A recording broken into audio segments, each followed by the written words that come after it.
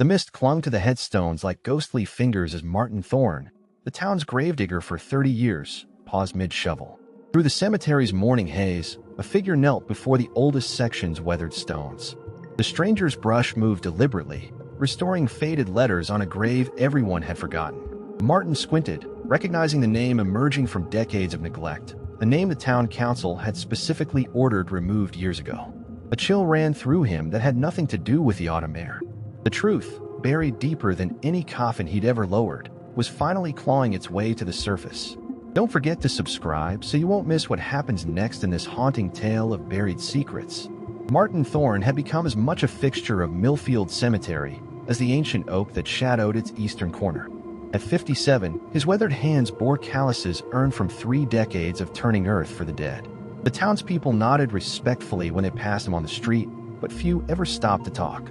Martin preferred it that way. Conversation invited questions, and questions led to memories he'd spent half a lifetime trying to bury. 15 years ago, Martin's younger brother Thomas had disappeared without a trace. The official story claimed he'd abandoned his pregnant wife and fled town, a coward who couldn't face responsibility.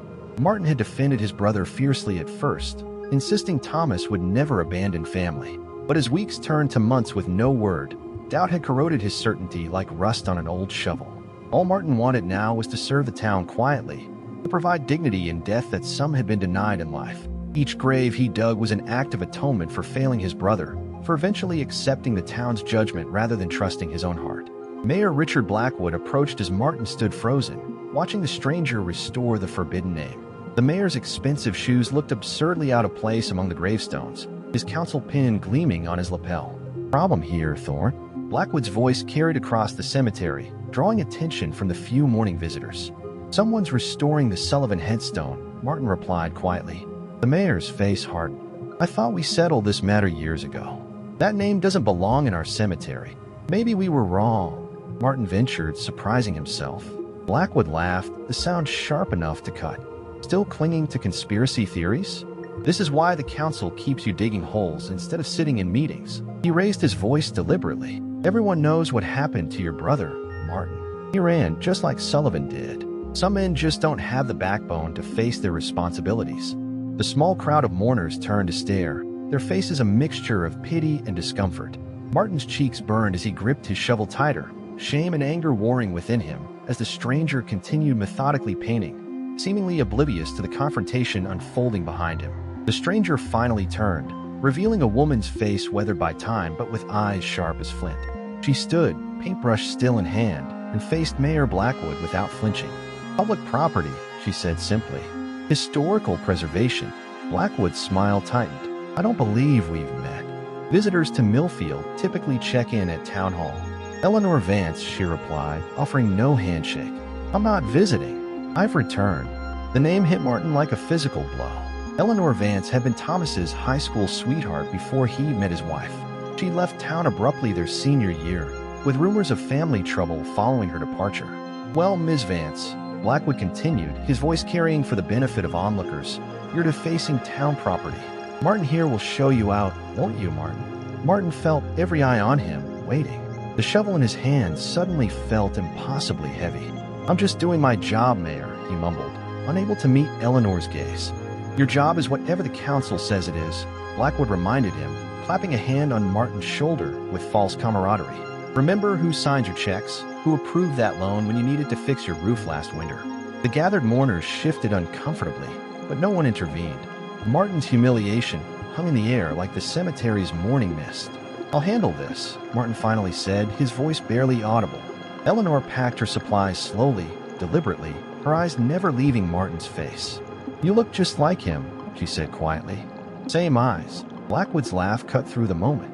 "Take your conspiracy theories elsewhere, ma'am. Thomas Thorne was a deadbeat who abandoned his pregnant wife.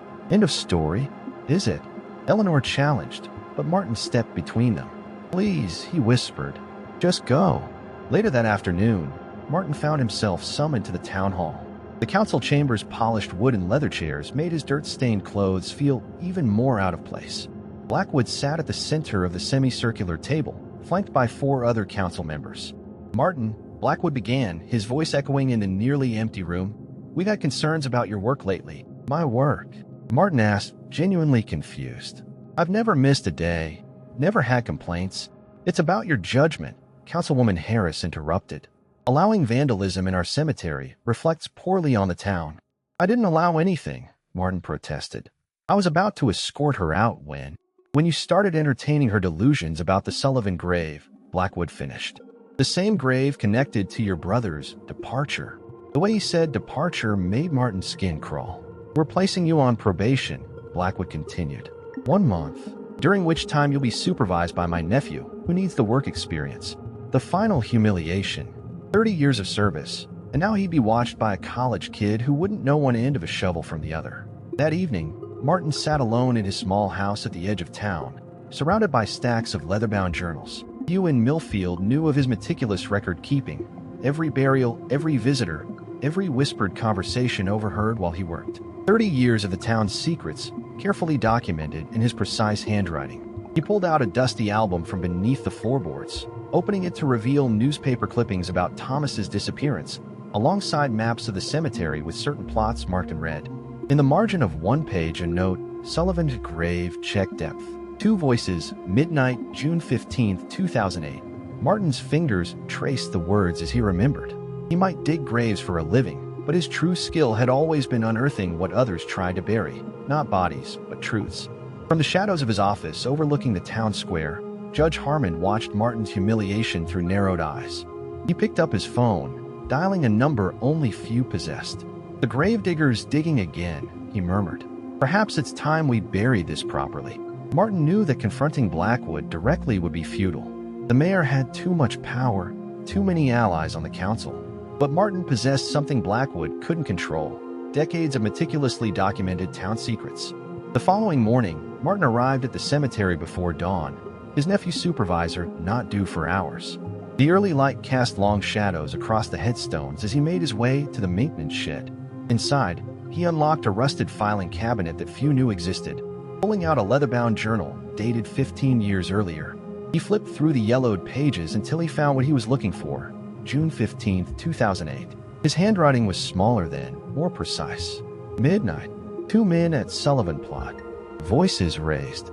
Shorter man B said, nobody will ever know what really happened to Thomas. The Sullivan grave is just insurance. Taller man replied, this town has a short memory.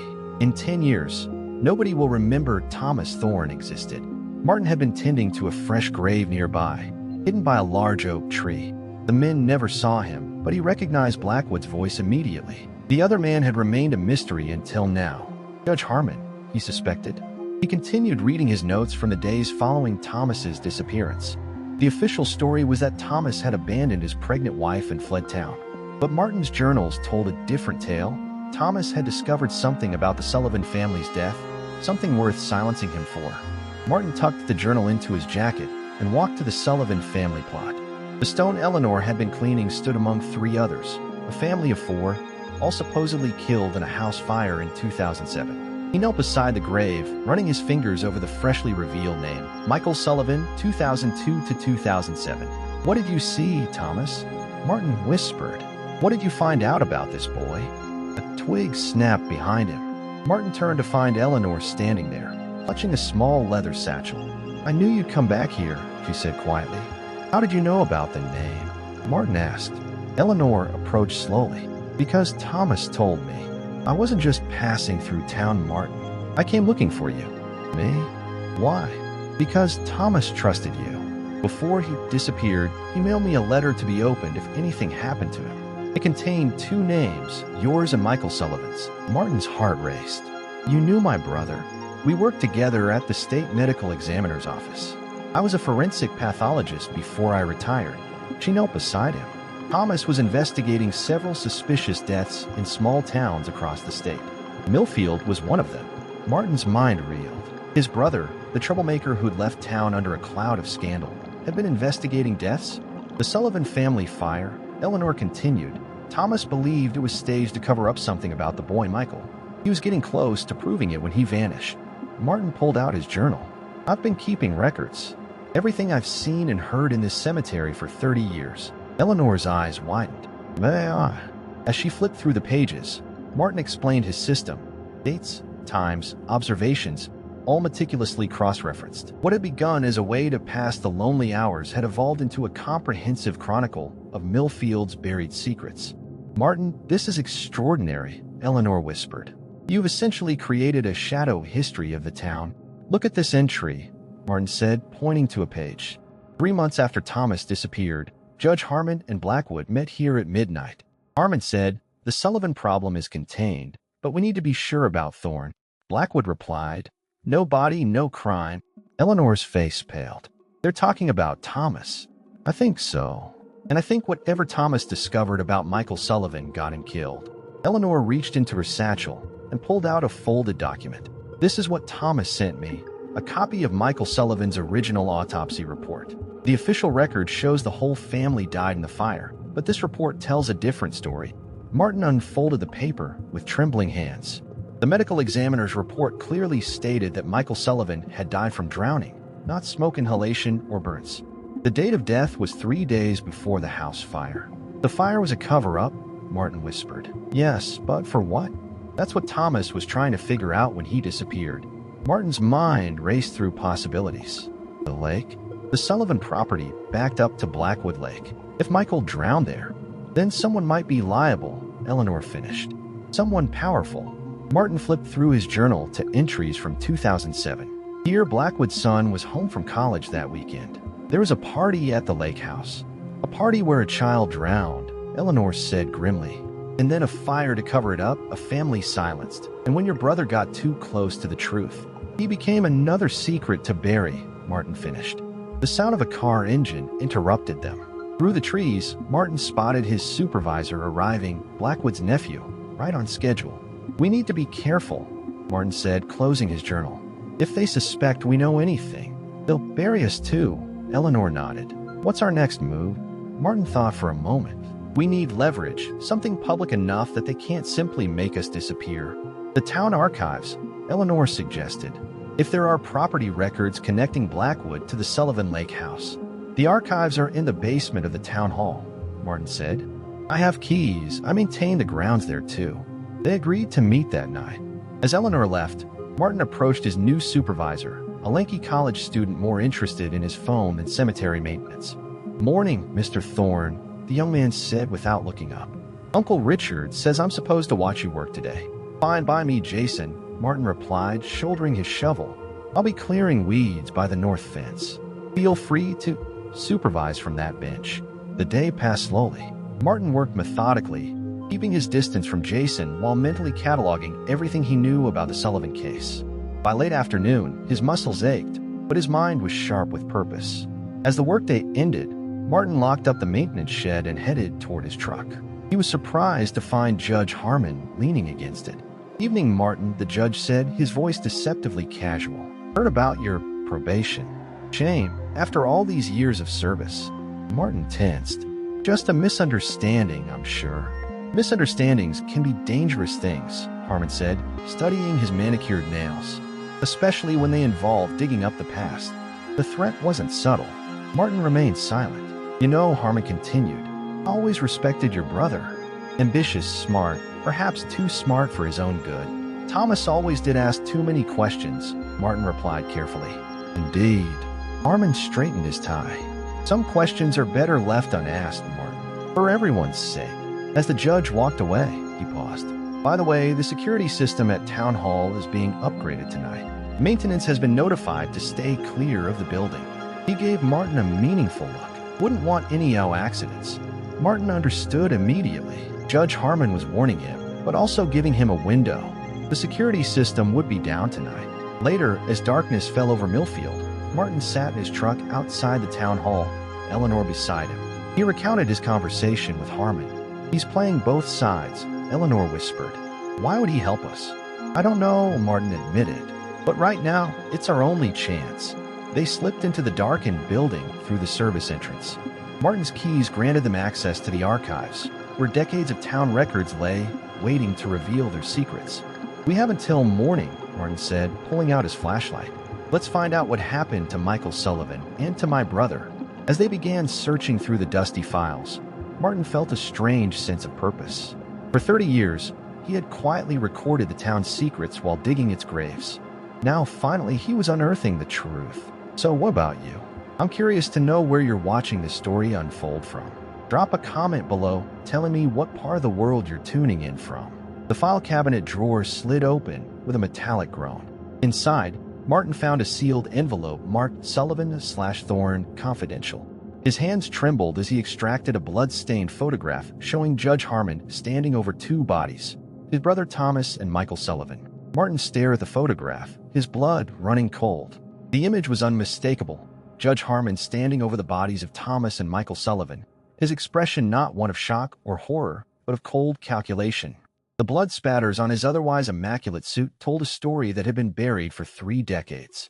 "My God," Eleanor whispered, her hand covering her mouth. "He killed them both." Martin's mind raced. The pieces were falling into place. Thomas had discovered something about Michael Sullivan's death, something that threatened the judge. And he paid with his life. "We need to keep looking," Martin said, his voice steadier than he felt. "There has to be more." They worked methodically through the files, the beam of their flashlights cutting through decades of dust and secrets. Eleanor found it first, a thin folder labeled Sullivan Estate. "Martin, look at this." Inside were land deeds and development plans. The Sullivan property, once on the outskirts of town, now sat on what would become prime real estate when the new highway was completed. Plans that had been in motion for 30 years. "The highway project," Martin muttered. It was Harmon's pet project from the beginning. He stood to make millions from the development deals. Eleanor nodded grimly. "And Michael Sullivan refused to sell. So they killed him and made it look like suicide," Martin continued. But Thomas figured it out. A noise from the hallway made them freeze. Footsteps, slow and deliberate, approached the archives room. "Someone's coming," Eleanor whispered. Martin quickly gathered the evidence, stuffing it into his jacket. They doused their flashlights and crouched behind a tall filing cabinet. The door creaked open, and a beam of light swept across the room. "I know you're in here, Thorne," came Richard Sullivan's voice. "Did you really think the judge would let you waltz in here without telling me?" Martin's heart hammered in his chest. He squeezed Eleanor's hand, signaling her to stay put, then stood. "Hello, Richard." Richard Sullivan stood in the doorway, his nephew Jason behind him. Both men carried guns. "You never could leave well enough alone," Richard said, his voice tinged with regret. "Just like your brother." "You were there that night," Martin said. It wasn't a question. Richard's face hardened. "My brother was weak. He was going to sell to some environmental trust instead of to the developers. Do you know how much money he cost this town?" "Cost me." "So you helped Harmon kill him," Martin said. "And then my brother when he figured it out." "Thomas was always too clever for his own good," Richard replied. "Just like you." Jason shifted uncomfortably behind his uncle. "Uncle Richard, you said we were just going to scare him." "Shut up, Jason," Richard snapped. "This is bigger than you understand." Martin's mind raced. He needed to get the evidence out, needed to expose the truth. But first, they had to survive this encounter. "The judge sent you to clean up his mess," Martin said, stalling for time. "Just like 30 years ago." Richard's laugh was hollow. "Harmon's a coward. Always has been. He pulls the strings, but he never gets his hands dirty." He gestured with the gun. "Now, where are the files you took?" "For our hiding place." Eleanor slowly reached for her phone. Martin needed to keep them talking. "You know, I always wondered why you visited your brother's grave every year," Martin said. "Was it guilt, Richard? Or were you just making sure your secrets stayed buried?" Richard's face twisted with anger. "You don't know anything about family loyalty." "I know my brother died because of it," Martin countered. Jason looked increasingly uncomfortable. "Uncle Richard, what's he talking about?" "Nothing," Richard said sharply. "He's trying to confuse you." Martin saw his opening. "Jason, your father didn't commit suicide. He was murdered because he stood in the way of the highway development project. The same project that made your uncle rich." Jason's eyes widened. "What?" "Don't listen to him," Richard growled. "The proof is right here," Martin said, slowly reaching into his jacket. "Photographs, documents, everything." Richard raised his gun higher. "Hand it over." Now, the tension in the room was suffocating. Martin could hear Eleanor's shallow breathing from behind a cabinet. One wrong move, and they were all dead. "Jason," Martin said carefully, "your father was a good man. He wanted to preserve the land, not sell it off to developers. That's why they killed him." Jason's hand trembled on his gun. "Uncle Richard?" Richard's face contorted with rage. Enough. Give me those files or I'll kill you both right now. In that moment, the lights suddenly blazed on. Everyone blinked in the sudden brightness. I think that's quite enough, Richard, came a new voice from the doorway. Judge Harmon stood there, flanked by 2 police officers. Martin's heart sank. If Harmon was here with the police, they were truly trapped. Judge, Richard said, lowering his gun slightly. I was just handling the situation as we discussed. Harmon's face was unreadable. Yes, I can see that. Waving guns around in the town hall. Very discreet. One of the officers stepped forward. Sir, please lower your weapon. To Martin's shock, the officer was addressing Richard, not him. Richard looked confused. What are you doing? Arrest them. They broke in. Harmon sighed heavily. The problem with secrets, Richard, is that they eventually come to light, especially when you start threatening the wrong people. Eleanor emerged from her hiding place, her phone held high. I've been recording everything, Judge. Richard just confessed to his involvement in 2 murders. Harmon nodded. I suspected as much. Martin stared at the judge in disbelief. You're turning on him. After all these years. Self-preservation, Mr. Thorne, Harmon said coldly. Richard has become unstable. A liability. Richard's face drained of color. You treacherous bastard. We were in this together. Were we? Harmon replied. I recall merely being a young prosecutor who helped cover up what I believed was a suicide. I had no knowledge of murder. Martin understood then. Harmon was rewriting history, positioning himself as an unwitting accomplice rather than a murderer. Richard raised his gun again, this time pointing it at Harmon. I'll kill you. The officers drew their weapons. Drop it, Sullivan. Jason looked between his uncle and Martin, confusion and horror dawning on his face. You killed my father. Richard's hand wavered. In that moment of hesitation, Martin had to make a choice. Let justice take its course, or reveal the photograph that implicated Harmon just as deeply as Richard. The truth, or a partial justice. Martin's hand closed around the photograph in his pocket as the standoff reached its breaking point. Time seemed to slow as Martin's fingers tightened around the photograph in his pocket. The truth lay heavy in his hand, Judge Harmon's complicity captured in a single frame. The room balanced on a knife's edge, with Richard's gun wavering between Harmon and the officers. You killed my father, Jason repeated, his voice no longer a question, but an accusation hardening into certainty. Richard's eyes darted wildly. Your father was weak. He would have destroyed everything we built. Drop the weapon now, the officer commanded, his service pistol trained on Richard. Martin watched as decades of lies began to unravel. He could expose them all with a single piece of evidence, but something in Judge Harmon's eyes, a flicker of genuine remorse, gave him pause. It's over, Richard, Martin said quietly. The graves don't stay silent forever. Richard's face contorted with rage. None of you understand what I sacrificed for this town. For progress. In one fluid motion, Richard swung his gun toward Martin. The officers shouted warnings that fell on deaf ears. 2 shots cracked through the air. Richard staggered backward, red blooming across his chest. His gun clattered to the floor as he collapsed, his final expression one of disbelief rather than pain. The room fell into stunned silence. Check him, one officer ordered the other, who cautiously approached Richard's motionless form. Martin released the breath he'd been holding and slowly withdrew his hand from his pocket, empty. Judge Harmon's shoulders sagged visibly. A terrible business, he murmured, suddenly looking every one of his 70 years. Eleanor stepped forward, her phone still recording. Judge Harmon, did you know about the murders all along? The judge met her gaze, then looked at Martin. Understanding passed between them. Martin had chosen not to reveal the photograph, at least not yet. I knew Richard had secrets, Harmon said carefully. I suspected the worst, but lacked proof. When Mr. Thorne approached me privately yesterday with his concerns, I arranged for officers to be nearby.